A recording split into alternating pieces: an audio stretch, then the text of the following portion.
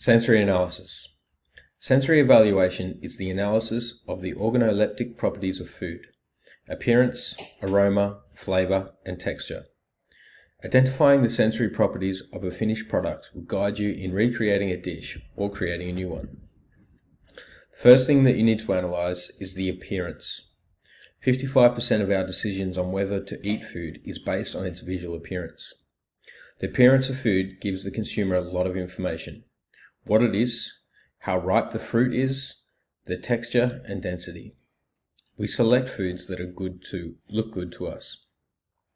Appearance is composed of a range of components, including the color, shape, size, and surface texture.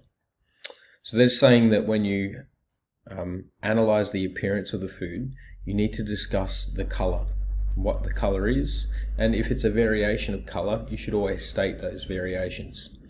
You should discuss the size of the food. If you can have a guess in millimeters, that's good, or you can just compare it to something else of a similar size. The shape, you should use the 3D forms for your shape as a base, like it's a sphere or it's a cylinder, and then elaborate from there. And the surface texture, so that means what's the appearance of the texture. So what does it look like? Does it look shiny or smooth or rough? Can you see air bubbles or perforations, anything like that? The next thing you need to analyze is the aroma. So while we can detect only 4 main flavors, it seems we can differentiate between the smell of thousands of different types of food. Food is made up of hundreds of volatile chemicals. They evaporate into the air and are breathed into the nose, where they reach the olfactory cells at the back of the nasal cavity.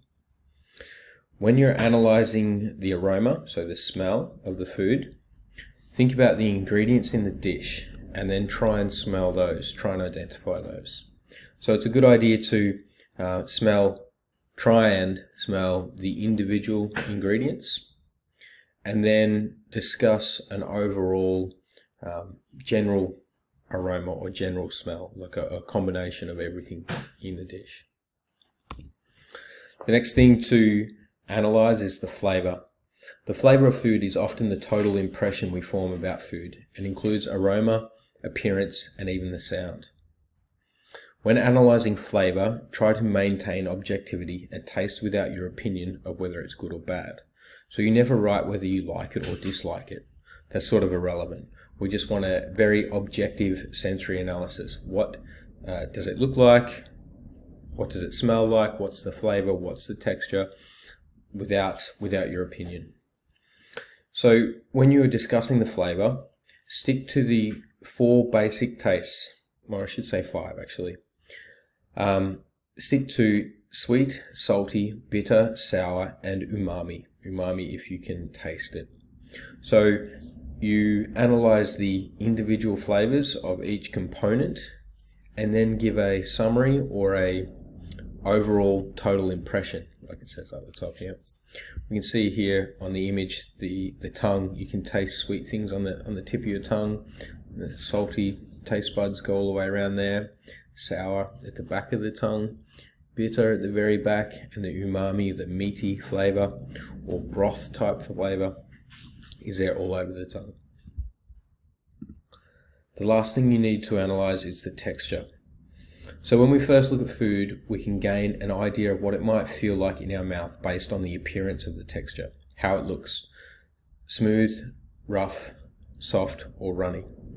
So while the appearance of the texture should go into the appearance section of your analysis, the appearance of the texture will give you an idea or an indication of how it's going to feel, or the texture of the food inside your mouth. Mouthfeel is the way food feels against the skin or on the inside of your mouth. It's usually made up of texture of the food, the amount of liquid and air it contains, and its fat content. So when you're talking about food, don't confuse the way it looks. You should only be discussing the texture of it inside your mouth. If it looks rough, and when you bite into it and it feels rough against your mouth, then that's a good description.